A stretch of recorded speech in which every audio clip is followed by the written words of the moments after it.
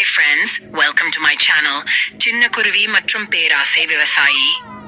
ஒரு சிறிய கிராமத்தில் கோபால் என்ற விவசாயி வாழ்ந்து வந்தான். அவனுக்கு பெரிய வயல் இருந்தது.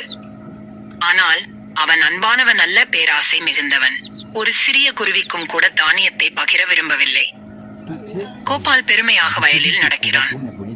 சின்ன குருவி இனிமையாக பறந்து வந்து, சிறு சிறு தானியங்கள் தின்னலாமா? கோபால் கோபமாக, போடு, இவையெல்லாம் எனக்கே, நான் உழைத்தது உனக்கா? குருவி மரத்தில் அமர்ந்து சோகமாக உள்ளது. மற்ற பறவைகள் கேட்டன, ஏன் சோகம்? குருவி, அந்த விவசாயியிடம் நிறைய தானியம் இருக்கிறது, ஆனாலும் பகிர மாட்டான். ஒரு நாள் அவன் அன்பின் மதிப்பை புரிந்து கொள்வான். சூரியன் எரிகிறது, நிலம் பிளந்திருக்கிறது. கோபால் வயலில் வேலை செய்கிறான். வியர்வை சிந்துகிறது. குடுவையில் இருந்த தண்ணீர் காலியாகிறது. கோபால், ஐயோ, தொண்டை எரிகிறது, எங்கே தண்ணீர்? அவன் பலவீனமடைந்து தடுமாறுகிறான். கோபால் மயங்கி விழும் நிலையில் சின்ன குருவி புயலின் நடுவே பறந்து வந்து, சீச் சீச், என்ன பின்தொடரு. கோபால் மெதுவாக எழுந்து பறவையை பின்தொடர்கிறான். குருவி அவனை புதர்களின் பின்னால் மறைந்த சிறிய குளத்துக்கு அழைத்துச் செல்கிறது. கோபால் குளத்தில் குனிந்து தண்ணீர் குடிக்கிறான்.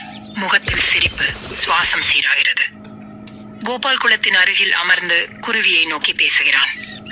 கோபால் வெட்கத்துடன், சின்ன குருவி, நான் சுயநலமாக நடந்தேன், உன்னை விரட்டினேன். ஆனால் நீயே என்னை காப்பாற்றினாய். உன்னுடைய அன்புதான் எனக்கு உயிர் தந்தது. குருவி மகிழ்ச்சியுடன் பறக்கிறது. மறுநாள் காலை கோபால் வயலில் பறவைகளுக்காக தானியங்களை சிதறுகிறான். குருவிகள், கிளிகள், புறாக்கள் எல்லாம் வந்து தின்னுகின்றன. கிராமத்தார் ஆச்சரியப்படுகிறார்கள். கோபால் மாறிவிட்டான். அவன் பகிர ஆரம்பித்து விட்டான். கோபால் மரத்தின் கீழ் அமர்ந்திருக்கிறார். குருவி அவரது தோல் கீச்சிடுகிறது. பேராசை நம்மை குருடாக்கும், ஆனால் அன்பு, கருணை, பகிர்வு இவை வாழ்வை மகிழ்ச்சியாக்கும். சிறிய அன்பும் பெரிய உயிரை காப்பாற்றும்.